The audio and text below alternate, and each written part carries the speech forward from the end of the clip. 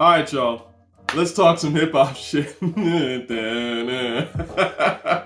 Oh my god, I love this fucking beat. You know what? When I heard this in real time, man, for the most part, I mean, it was actually the first time I heard the song was '97. So this was actually like 4 years after because I had it on the CD. Somebody was like, "Yo, Wu-Tang first, first album, all that shit."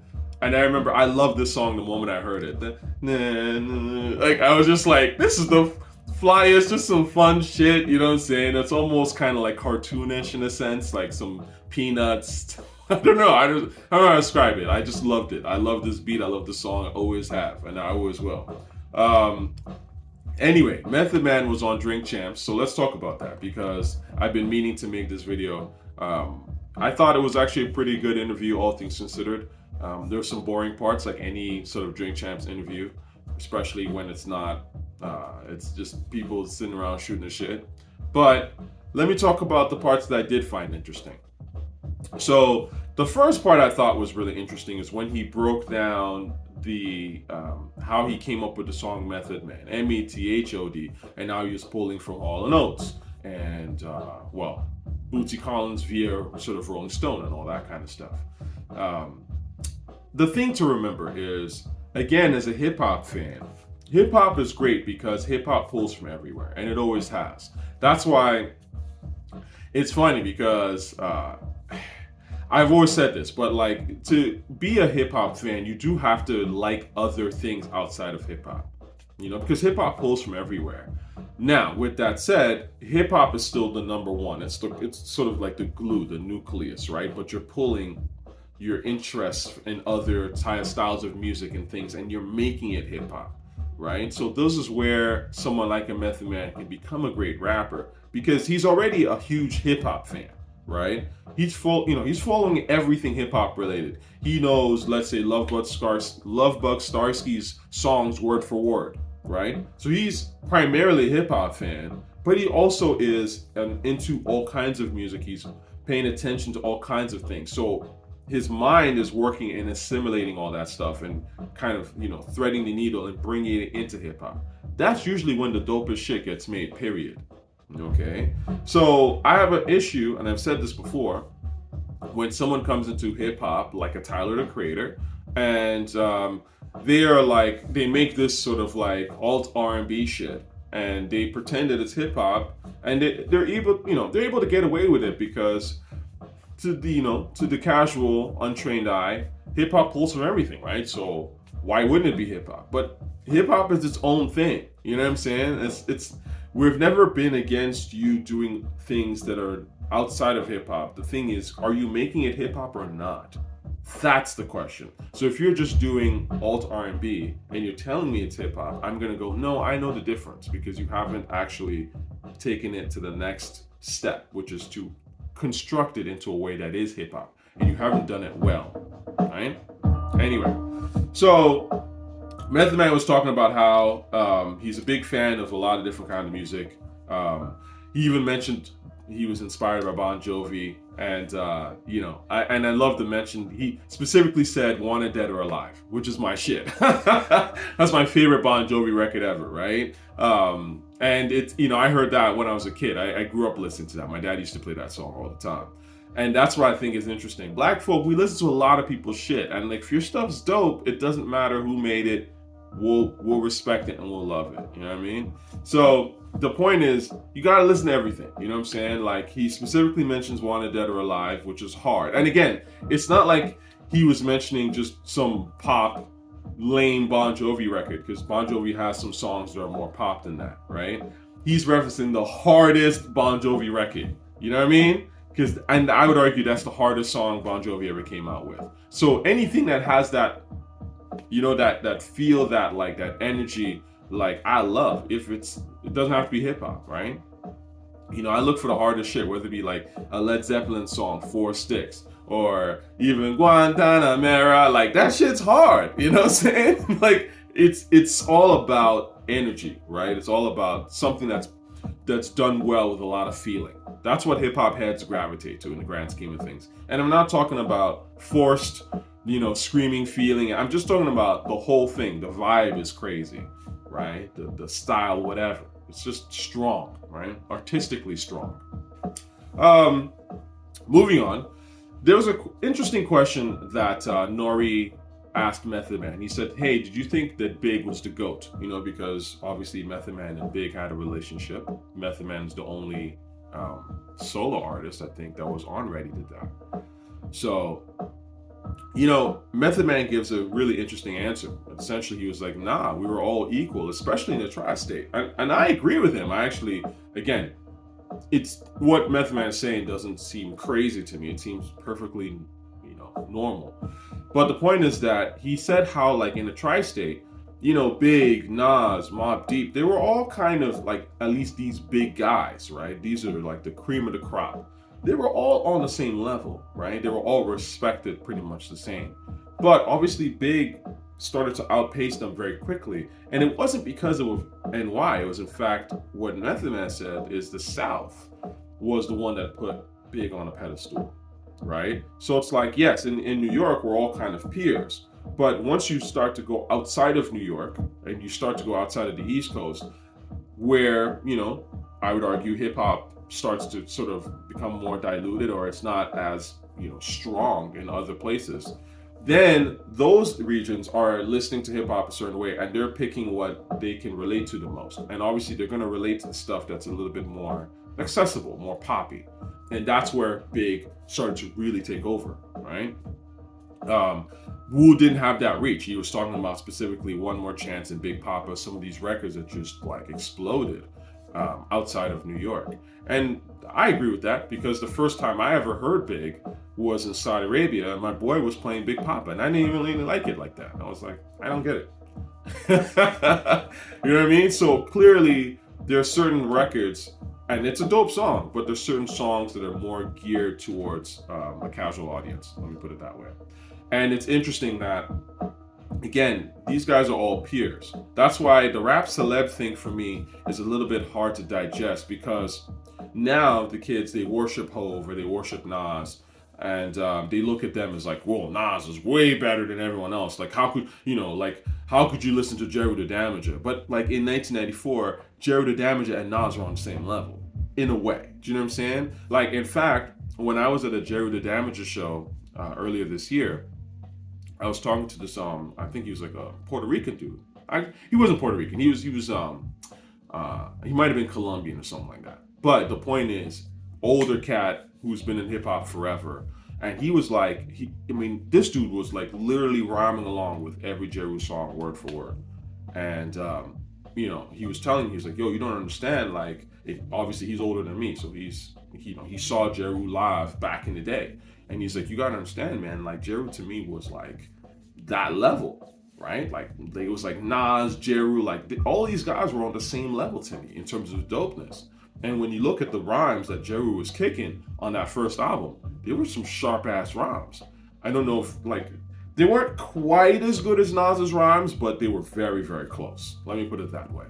And you could argue that they were actually just as good, right? But the point is that, yes, Nas went on to become this massive pop star, in a sense, and Jeru is like an underground love, an underground favorite, but that doesn't mean that they weren't all on the same level making quality shit, right? You know, Wu-Tang at that time, obviously didn't become as big as, let's say, Biggie in terms of the mainstream, right? But again, they had that love in New York. And it's interesting, Method Man specifically mentions All I Need, right? That Method Man joint, how it was running shit, right, at the time. Again, like, he's like, Big was running shit, we were running shit in New York. It's funny he mentions All I Need because I was just having a conversation with my homegirl from Brooklyn, by the way, shout out to her. She's born and raised Bed-Stuy. This is literally a conversation she and I had months ago when I was last in New York, and she was telling me how, like, yo, you don't understand, but when All I Need came out, like, the energy was just like it was just some other shit in Brooklyn, in New York, when that record was hot. Like, it was like something you had never really seen. Like that, it was a love song for a new era, right? And it just made everything feel great in a sense, because obviously It was kind of based on the Marvin Gaye, I think Marvin Gaye duet. But that was sort of for their generation. But they didn't really have any sort of like love songs for, that new generation, the street, that kind of thing. And Method Man just encapsulated all that, right? And it was a huge record in New York at the time. Huge, right? So, anyway. Moving on. The other thing, I thought this is kind of comedy, but around 33 minutes into the interview, in the span of 1 minute, these guys say the word shit like 30 times. Yo, I was over there and shit. Oh, really? You like that shit? And it was like on and on and on. And I thought it was really fascinating. See, hip hop slang is funny like that because you get numb to hearing the word and shit. Shit is just sort of like it's a thing, it's a placeholder. It's so commonly used in hip hop. That nigga shit, right? Shit is real. Like, you see it all the time. And it's literally one of the most common words in hip hop. But you don't even think about how common that shit is, right? But for people who are outside of hip hop, I remember sometimes like, if I'm talking or I'm like hanging out with my parents, my dad or something like that, I don't talk hip hop language and shit. You guys know this, like, necessarily. But let's say I'm talking with my brother and I'm saying, yo, can you get that shit? All right, or something. And my dad would be, shit? Back in the day, that's what he would say. And it was confusing to him, right? Because he's thinking of literal poop. But that's not how it is in hip hop. But I just think it's interesting how certain slang is so evasive, it's so pervasive, and you just get so desensitized to it, right? That it's not a thing in hip hop. Nobody hears shit and goes like this, but outside of hip hop, they probably do. So about 51 minutes into the interview, Method Man was talking about Marlo, Jamie Hector, the actor from The Wire. And he was saying how don't fuck around with Jamie Hector because he's prolific with the hands and feet. First of all, again, this is the thing about great rappers and people like Method Man who are very smart people. They come up with slang just like that, prolific with the hands and feet. I never heard a term like that. I've never heard a phrase like that, right? And see, a lot of what separates the great lyricists from the imitators and the corny is phrasing, right? You could say, hey, I'm rapping 1,000,000 syllables a minute, Big Pun did this, so like, if you like Big Pun, how can you not like me? Well, Big Pun had a better voice than you. Big Pun is a greater rapper than you. He's a smarter rapper than you, and his phrasing is way better than you. When you do it, your shit's boring because you don't know how to phrase properly. You can't phrase something that makes something stand out, right? Your writing is generic, and there's a difference. You can tell. So I thought that was kind of funny. But also, in a sense, I was watching an interview with Jamie Hector, and I was like, man, this nigga's Marlo for real. Anyway, Wire fan, yeah.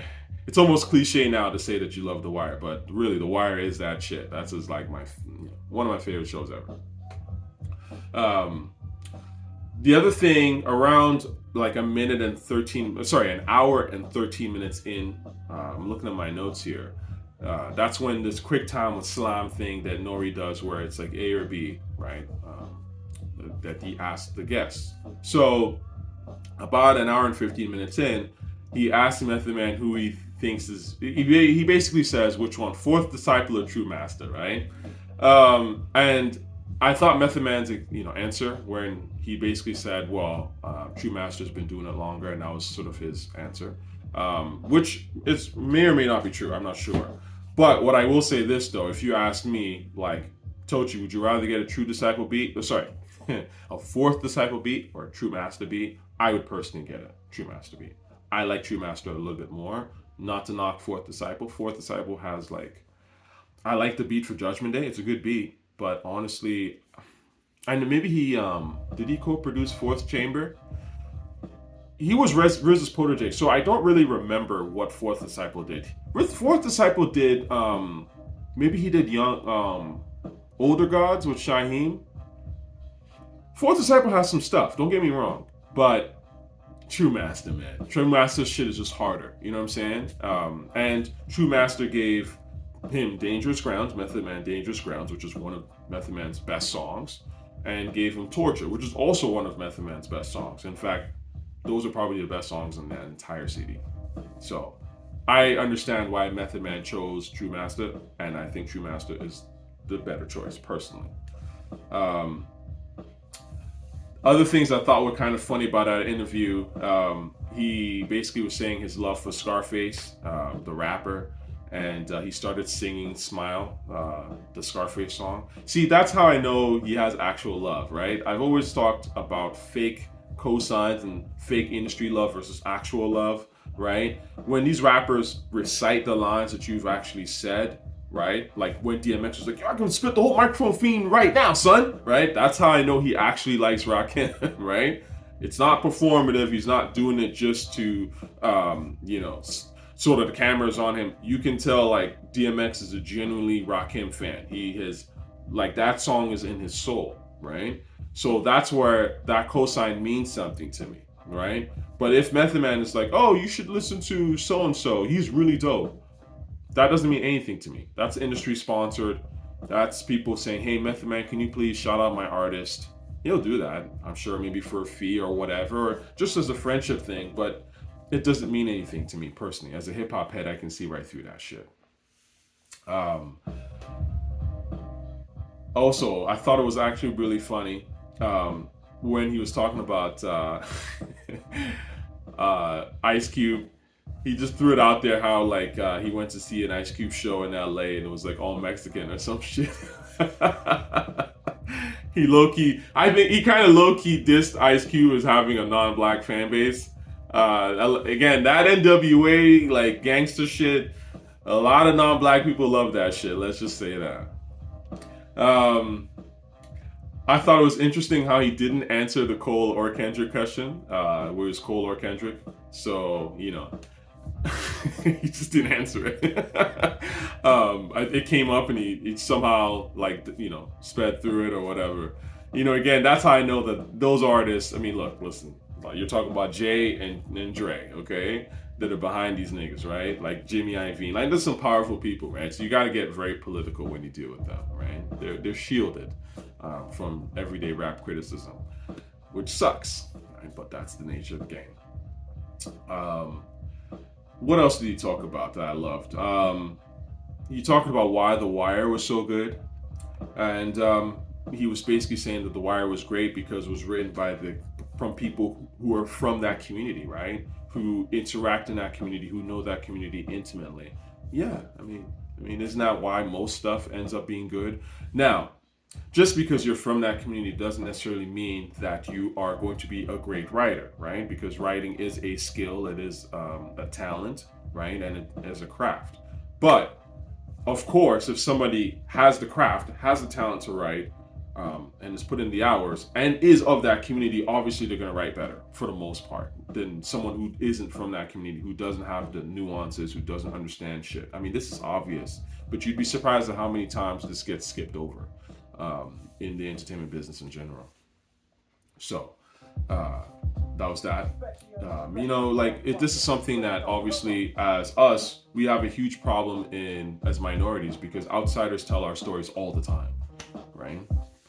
We're trying to change that, hopefully, but it's still a big problem. And if they're not like now they're getting really slick about it too, because before they would directly write it and even act in it, put on the blackface or whatever. Now it's like, okay, we'll hire the black director, we'll hire the black writer, but because we control the funding and we're the ones that put the project together, we'll force the black writer to say this and say this and say that, right? Or the director to do this and do that.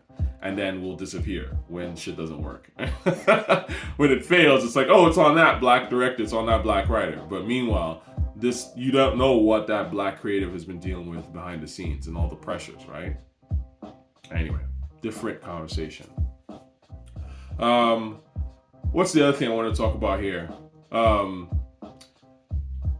Around an hour and 44 minutes in, he started talking about Ghostface, and I think he mentioned, I don't know if he was talking about Citizen Kane in particular. I'm sorry, not Citizen Kane. but if you was talking about Supreme Clientele in particular. But I thought it was kind of dope how he was basically talking about Ghostface and how, like, Ghostface literally was out with the mask and all that. Since the face been revealed, game got real. That's so ill. You know what I mean? That's the kind of creativity of rap is just, obviously, just doesn't have anymore. Because that was the whole thing with Wu-Tang and rap in general. It had this mystique mixed with real life shit and brilliance, you know? And when you look at all those, this is an aside, but Supreme Clientele, yes, when you look at those bars and how they connect from one to the other, they are random, quote unquote. And I do think that sometimes people go, oh, Supreme Clientele is just filled with random bars, right? And it wasn't about nothing, because Ghostface himself said it was about nothing. But I think that he kind of downplayed how great those bars are. Yes, the songs are more about just a freestyle expression of sorts. And so in a sense, they're not about a specific topic. That's kind of what Ghostface was saying. He's not saying that the bars themselves didn't have nothing in them, right? Because in fact, all those bars had a lot of thought in them, right? And they were dope bars. But overall, they were just expression, right? Abstract kind of expression, you know, just sort of off the dome in a sense. But they were very clever. And that's why I like Supreme Clientele a lot. The last thing that I wanted to chat about, because he started talking about UK rap that he loves, right? Or I guess they asked him if there was some new school shit that he likes or whatever. And I was listening to like some of the recommendations that Method Man made, and I was like, huh? This nigga trolling? Like he had Patrick Carney Jr. I mean, no head is gonna be like, yo, throw on that Patrick Carnegie Jr. That's never gonna happen. It's almost like he's clowning hip hop. Like, you know, never in a million years would I expect someone who I respect as Method Man, someone who's one of the greatest rappers ever, to be like, yo, like, you know what's hot? Like this fucking like white troll rap from the UK.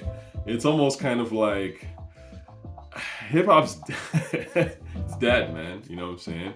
And maybe Method Man, he's not even in the space where he's looking for people who are actually nice with it that can compete with him. He probably is just like, yeah, it's whatever. Like, you guys will never stand up to my contemporaries. So, you know, and I'm rich. So so yeah, I'll listen to something because it makes me laugh, or it's just something goofy, but it's not like I'm taking it like serious like that.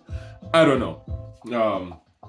You know, he mentioned Lil Sims, and so I was listening to that song Gorilla. I think he mentioned Gorilla specifically, and I'm listening to this Lil Sims shit. First of all, Lil Sims is not great, okay? Let me, because people ask me, what about Lil Sims? Lil Sims just talks, okay? That's not rapping, okay? Like talking fast isn't rap. It's, you know, rap is performing. It's almost like singing. It's a sing speech. So Lil Sims, when she's just kind of talking and talking fast, it doesn't have the same feel. And that's why to me it's boring, because you gotta have that sort of flow and melody in your speech. And it's gotta like have that edge to it for me to consider it rap, or especially good rap. You know, so anyway. And Lil Sims to me has no bars. Like, I mean, I'm listening to the stuff she says, and I forget it the moment she says it. So, you know. That's why I was like, man, is Method Man trolling with these mentions? Anyway, that's sort of a summary of the whole Drink Champs interview, at least what stuck out to me as being interesting. The stuff that he was talking about acting as well as, and sort of how he progressed in learning the acting game is also very good, actually, especially for someone like myself who's a film dude. You know, just talking about the perspectives, how the different character stuff, like how villains don't think themselves as villains, and they have problems too that they're trying to solve constantly, right, throughout the entire show, the entire film, right? And just some little acting sort of gems that he threw in there were actually pretty smart. So overall, man, it was actually a great interview, and I appreciate Nori putting it on. I can always tell you, man, when you look at someone like a Method Man, when you start to get up in that GOAT list, right? These are very intelligent people. They're not normal people, right? You can't be a great producer, a great rapper, and be basic. I just don't believe it, right? So that's why, to me, when I analyze the stuff that they do, I see the intelligence in what they do, and it's not a forced intelligence, it's not a fake intelligence. It has this. There's a soul there. It's not just like raw. It's raw intelligence mixed with feeling. Like a very good sense of emotional intelligence, right? And so that's really the thing, right? A lot of people who try to rap or try to make rap music, they don't have it, and that's why their stuff a lot of times doesn't go anywhere. And if it does, it'll be hot for a day, a year, 4 years, but after that, we're not going to remember them. We forget about them. Peace.